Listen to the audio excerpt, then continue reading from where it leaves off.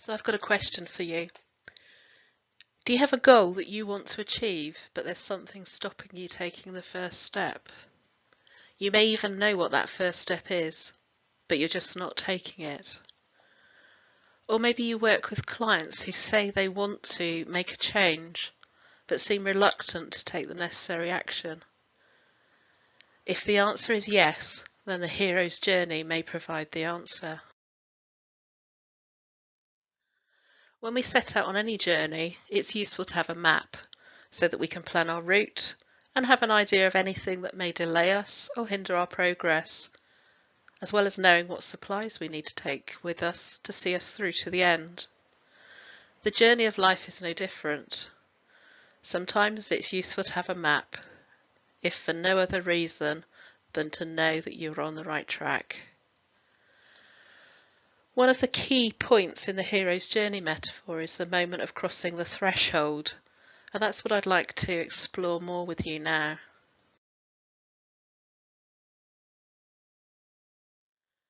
So you have a vision, you know what you want, how you want your future to be different. You may even have identified the steps you need to achieve it. But, and it's a big but, despite knowing what you want and what you need to do, you find yourself not taking action. And this lack of action leads to a growing sense of dissatisfaction with how life currently is. Like Morpheus says in The Matrix, it's like there's a splinter in your mind. And this inner conflict is entirely normal. It's natural for change to trigger some fears. The fight or flight response is triggered by lack of certainty, but this can be overcome by boosting your resources, a bit like packing your bag for a journey. These might be internal resources, just like developing empowering beliefs or challenging limiting beliefs. Maybe developing helpful states like confidence or determination. And it may be that you need to acquire some knowledge, to do some training, find a mentor. This is the crossing the threshold moment. You're making a commitment to your goal. There's no going back. It's a decision. And it's the point at which taking action becomes more important than all the what-ifs and maybes. It reminds me of the scene in Indiana Jones and the Last Crusade, where Indy is at the edge of a huge chasm. He has to reach the other side in order to save his father's life, but he doesn't know what to do. It seems impossible. But then there's a moment where you see that he's made a decision. He has to act. He puts his foot out, shifts his weight forward, and when he's at that point of no going back, miraculously a bridge appears.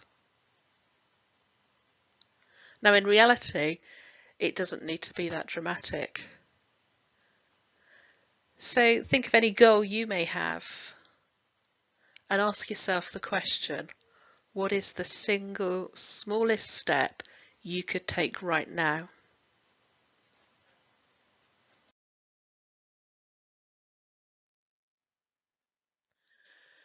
When you've made the commitment to that first step and taken it, however small, you'll be on your way.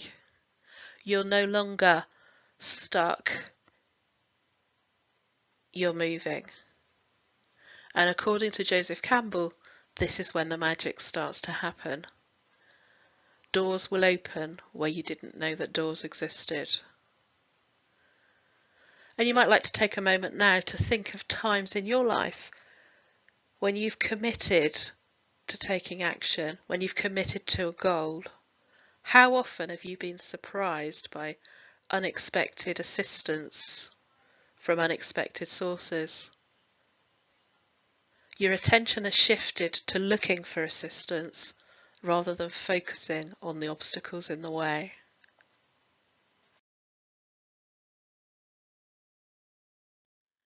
And of course, the beauty of following the archetypal hero's journey is that we're already familiar with it through childhood fairy tales, books, and films.